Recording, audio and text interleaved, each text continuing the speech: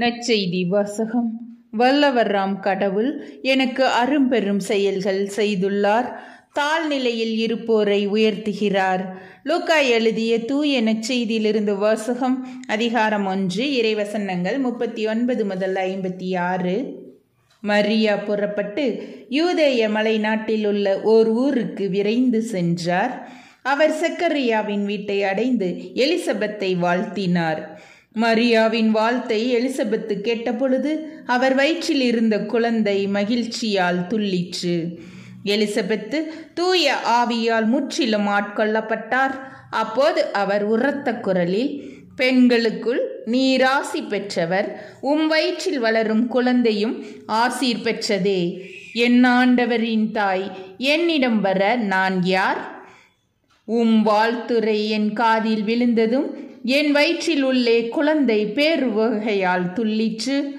ஆண்டவர் உமக்கு சொன்னவை நிறைவேறும் என்று நம்பிய நீர் பேறு பெற்றவர் என்றார். அதை கேட்ட மரியா பின்வருமாறு கூறினார்: ஆண்டவரை எனது உள்ளம் போற்றி பெருமைப்படுத்துகின்றது.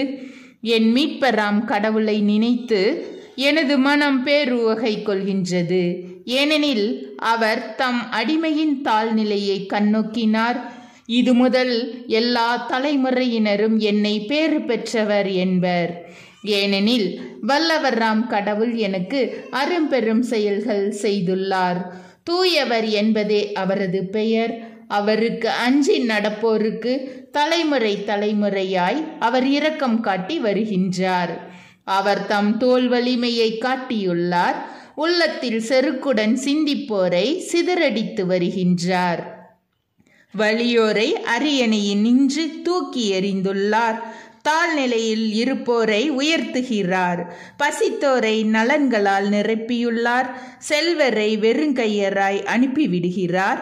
மூதாதையருக்கு உரைத்தபடியே அவர் ஆபிரகாமையும் அவர் தம் வழிமரபினரையும் என்றென்றும் இரக்கத்தோடு நினைவில் கொண்டுள்ளார். தம் ஊழியராகிய இஸ்ரேலுக்கு துணையாக இருந்து வருகின்றார்.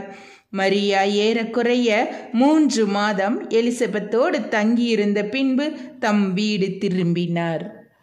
ஆண்டவரின் அருள் வாக்கு. கிறிஸ்துவே உமக்கு புகழ்.